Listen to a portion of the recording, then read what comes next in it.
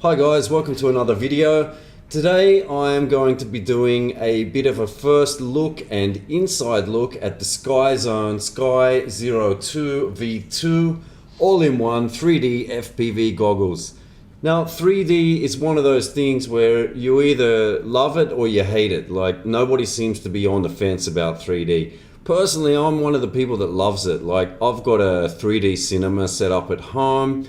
I've got a whole bunch of 3D Blu-ray movies, and you know, I like it. I don't like watching it all the time, but like, there are some movies that I really enjoyed in 3D and documentaries and things like that. So, you know, I've started searching about 3D FPV, and turns out there's not a lot of info out there on it, and it's definitely a technology that's very much in its infancy. I, of course, came across Bruce from RC Model Reviews, and he didn't mind them, and I noticed that he's been using the Skyzone goggles a bit lately. Then I saw the BMS web review that they did, and they were like really enjoying the 3D. So I thought, you know what, I'm just gonna take one for the team, pull the trigger, buy a pair, and have a look at it, and give my opinion on what I think about it. So I bought my pair from FPV Model, and it was $529, which is definitely not cheap. But I did notice on their website here that it says update on April 14th. They've been updated to the V2 version. There's a few issues that have been solved: the Ipd adjustment, the video recording, and head tracking issues. And also the receiving range being improved. Let's put it to the test. I want to have a look at what the build quality's like, what's going on inside them. I mean, to me they seem a little bit overpriced because they haven't really reinvented the wheel. All they've done is just put 2 transmitters and 2 receivers and 2 cameras. So it's not like it's some massive leap in technology. It's really just doubling up. And yeah, I guess it's more expensive to have 2 receivers and 2 transmitters, but I just want to see if the cost is worth it and what these things are like. If you don't know what the features are like, just pause the video and read it. I'm not going to bore you of reading through it. So let's jump into the review. Today I received a Skyzone Sky02 3D FPV goggle kit. And I just wanted to take you guys through my first impressions. So I guess the first impression is when you have a look on the box, you can see like there's spelling errors, binoculae display, and you know, it just seems a little bit dodgy to me considering what they cost. You think someone could at least spell check the printing on the box. Now you can see here it says Skyzone 3D Sky02. Now let's just open up the box. It's just a fairly plain cardboard box, and if we have a look inside, you can see this little case that it comes in. But yeah, to be honest, I mean, the quality isn't that fantastic. It's, you know, single stitched and all that kind of stuff. So let's open it up. And you'll see here inside, what do we have? We've got a printed manual, nothing too fancy here. Pictures of what's in the box, quick start guide, some fairly simple setup, and some specs. And then mine came with this rubber pad with the backing half peeled off it. I'm not really sure what that's meant to be. It wasn't really mentioned in the manual that it should be in there. So yeah, that's a bit of a mystery. And then coming inside, just kind of stuffed in there, is our 4 or 5.8 gigahertz antennas. And yeah, I mean, there's nothing special there. I'd say the first thing you want to do is replace them.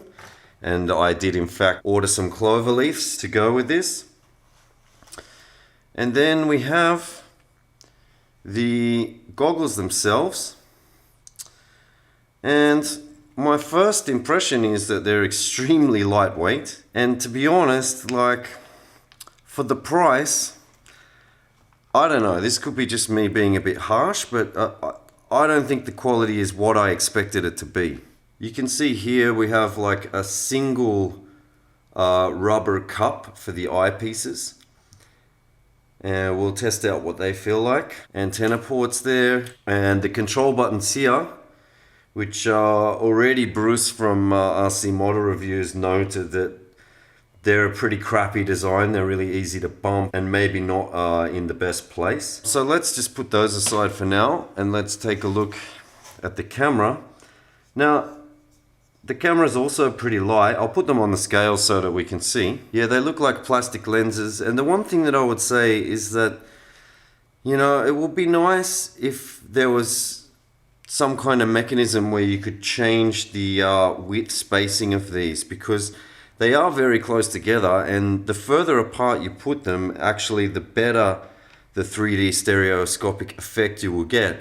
And I understand for a small 250 quad or something, like this is about as big as you want to go, but if you've got something a bit bigger like a 450 or something like that, it would be nice to have the option to be able to you know, space them out a little bit so that when you do get up close to things, the 3D effect is a bit more natural. Now on the back here, there's a small 6-pin connector, and they do have some ventilation holes, so I'll be interested to see if it gets hot or anything like that. Last in the package, we have the transmitter. Now, the transmitter actually feels like the most solid part of this whole kit. It's got a bit of weight to it. We've got our connectors here. Now, one interesting thing is, this one that I received actually doesn't have any pins inside here. So it's advertised that you can control them from your flight controller, but my one seems to not have that option there. And then we've got a little proprietary connector for voltage in, and it takes between 7 and 15 volts to power it, which is kind of cool. It means you can connect it straight to your LiPo as long as you're not getting any noise problems. And then you've got another proprietary plug here, which is going to connect to the camera. Now, the only sort of not so great thing about all these plugs is that what you end up with is this cable here, which when you pull it apart, the cable is actually quite long, and you're going to end up definitely with some coils or some loops of cable. So with this choice of connector that they've given us, it's difficult. It's not impossible, but it's difficult to shorten the wires. And same goes for the power cable. Like, you're going to have to cut that and just solder it onto the power distribution board is what I plan to do. And then also we get a couple of control cables, which I assume are meant to go in there, but there's no pins in there, so it's kind of stupid. I don't know why they did that. Then we have this like little mount thing, and it looks like it's designed to go on your camera, but it's very flimsy, and it's I don't know, it seems like an odd inclusion into this pack, but anyway, we'll give it a go.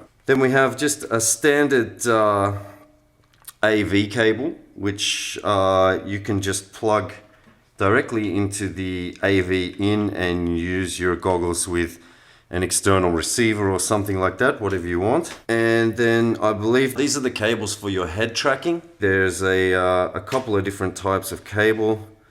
I think that's a Futaba one. And then there's the one that goes to the mini jack for the Tyrannus, which is the one that's useful to me. So that's what's inside the box. Let's delve a little bit deeper. Okay, so let's see what all this stuff weighs. So first of all, the transmitter at a pretty hefty 46 grams. I guess you could remove the plastic and stuff if you wanted to get the weight down. And then we have the camera module, which is another 36 grams. So together for this, you're on 82 grams. And then if you add the camera cable, you're up to 89. Power cable, 95. And with the stock antennas, you're up to 113. And if we add a couple of clovers, we're at 112. So yeah, there's gonna be a bit of weight sacrifice when you add these to your multi-rotor, that's for sure. And now, just for the sake of being thorough with the testing, the goggles with a couple of clover leaves are 199 grams. Okay guys, so it's time for the fun part. Let's pull this little sucker apart and see what she's like on the inside. Because what your mom told you was true. You can't judge a book by its cover. Okay, so that comes off quite easily. So as we'd expect, on the circuit board there, we've got two duplicate circuits. We've got, what do we got? Yeah, basically just some surface mount passive components. We've got a microphone in the middle there, which I'm guessing is what these vents were for on the back. I assumed it was for cooling, but it's obviously to let some sound into the microphone. Yeah, I was kind of hoping that it might be two discrete boards for each camera, and that would maybe make it possible for me to do some kind of mod. Either you could 3D print up a new case and just space those cameras further apart. But now that I've gone inside, it's obviously that's not going to be possible. And then we've got a couple of crystal oscillators and some resistors and caps, and nothing unexpected in there. So let's remove the next bunch of screws. Wow. Okay, and there we are, directly into the Cmos sensor. So I can see that there's some dichroic UV filters on there. I don't know if you can see it in the camera, but there's a slight reflection, and looks like maybe an IR filter as well. So I want to be pretty careful that I don't get this too dusty. And interesting that the lenses are just held in by the screws that hold the circuit board in. So you can see that there is actually a focus control on there. So it looks like it's been glued in place at the factory, but it's good to know that if it does go out of focus, it is possible for you to get it back in. Actually, the lens looks better quality than I initially thought. There's definitely a few facets to the lens, and yeah, I mean, like I said, better than I thought. Okay, so now I'm going to just put this all back together and we will move on to the transmitter. Okay, nothing is safe, so the next thing to go under the knife is the transmitter. Let's take a look at what's inside. Okay, unsurprisingly, there's a nice big metal can for shielding there. The buttons, yeah, you can be the judge of that. I wouldn't exactly say there's a ton of material holding them in place. Bit of hot glue to keep the screen on. And well, that's where all the weight for this comes. Nice big heatsink and tiny little micro switches there, which luckily you're not really using them a lot. They're not something they're going to get a lot of presses in their lifetime, so I think they're adequate. But interestingly, here are the holes where my control inputs should be. I wonder if they just forgot to put those in. I wonder if the components are actually there under the board, or whether it's not there at all. I guess there's only one way to find out. Okay, so let's just quickly go through this. The only thing really here to note is that there's basically two distinct channels here, and it's interesting that they can work in diversity, or they can work as two completely separate channels. So this EEPROM here is probably controlling that switching logic. And then you've got your two 5.8 gigahertz chips there. And then surprisingly, these small chips here are your RF amplifiers, and they're just going straight to your transmitter. So yeah, nothing fancy in there. It doesn't look like there's any components left off, so I'm guessing that if I populated those empty slots there in the board, I think I would have my PPM control functionality, but I'm not sure why they've left that off. Okay, so now it's time to take a look at these goggles. So I guess we start by just removing the rubber. Yeah, it's very easy to remove. And what do we have here? We have the lenses here. Interesting. I'm guessing these are replaceable for different people who wear reading glasses and things like that.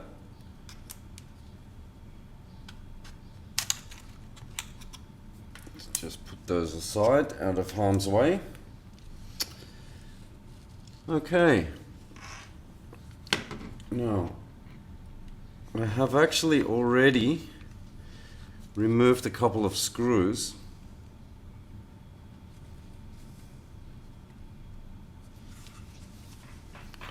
But maybe they are glued to, oh no, they're not glued together. Now, to give you an idea of what the quality control is like, there's 3 screw holes and only 2 screws. And this thing is coming apart. Okay, so there was just a couple of clips on the plastic. Yeah, pretty disappointing that there was only 2 screws out of 3 in. That's pretty sad. Okay, so I've got this open, and I've got to say that I'm not really that impressed about the build quality of this. This just honestly just reminds me of just cheaply made crap, to be honest. I mean, if the electrical design is it's okay, there's nothing wrong with it. Just to take you quickly through the component layout, we've got in the middle here is the drivers for the Coben miniature LCDs. And this is just basically the video chips and then the LCD driver boards. You can see the ribbon cables going there, and here is just the camera input for the front-facing camera. Now, what really doesn't impress me, besides these Coben miniature LCD displays, they're not exactly top quality, but this mechanism for the eye adjustment, it's just like on this one, it's okay. I wouldn't say great, I would just say okay. And on this one, it's like, yeah, I don't know if you can see the wiggle in there, but it's just loose and it's like something's not done up tight, whereas this one, it's not the same at all. So that just gives you an idea of what the manufacturing quality is like. Like already there was a screw missing on the outside case. It's like, this has just been rushed out of a factory with not really any regard for quality control at all. So anyway, continuing through, you can see the metal can under here. This is for one of the receivers. The metal can under here is for the other receiver. The boards are pretty packed in, double layer board. Power supply boards on this side here. And then in here, we have the board that's taking care of the AV in, AV out, serial communication, and the DVR recorder. So yeah, that's pretty much all there is to it. But like I said, like for $520, I expected more than this. And I think now, let me know in the comments if you want, because I'll probably now have to buy a pair of Fat Sharks and do a teardown of those as well, so that we can get a comparison. But you know, I knew I was taking one for the team when I bought these. I really just bought them for education and research. Like I said, I have a 3D projector at home and I enjoy watching 3D movies, so I thought, you know, getting 3D FPV would be something cool. I was aware that this is in its infancy, and yeah, I mean, what can you say? Like, I'd love to say you get what you pay for, but in this case, I don't think I did get what I paid for, to be completely honest. And would I recommend them based on this? I don't think so. Wait till a reputable brand like Immersion RC or something like that, a proven brand, wait till they come out with something.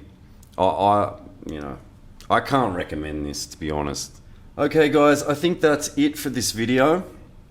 The whole purpose of this video was to just do, a bit of a first look and a bit of an inside look, and I think we've covered that. So if you want to see my review, I'm gonna put these on my 450 quad and take them for a spin. If you want to see that review, then subscribe, give me a thumbs up, leave some comments down below, and I'll see you on the next video. Now guys, I just want to do just a little note on the end of this video, which is that I think I actually got ripped off here, because it says here there's an update on April 14, and you can see here that I actually ordered this on May the 5th. May the 5th is definitely after April 14, and I think I actually got shipped an old version of these, because if you go back and have a look on the teardown, you'll see the date codes on the boards, and the date codes are from January 2015. So I think they've flipped off some old stock to me. So I'm not really sure if this review is going to be relevant. And I'm going to get in touch with FPV Model and see if there was some kind of mistake there. And if there was, I'll try and get them to send me the proper version so that I can do a proper review. Because when you look here, it says the Ipd adjustment, and this is one of the things that I commented on my pair to be crap. And maybe they've looked at the build quality. I guess I need to be fair, but as it is, I'm going to call it like I see it. And what I've said previously in this video, in my opinion, still stands. So subscribe to my channel if you want to get some updates on this. Alright, thanks for watching. Ciao.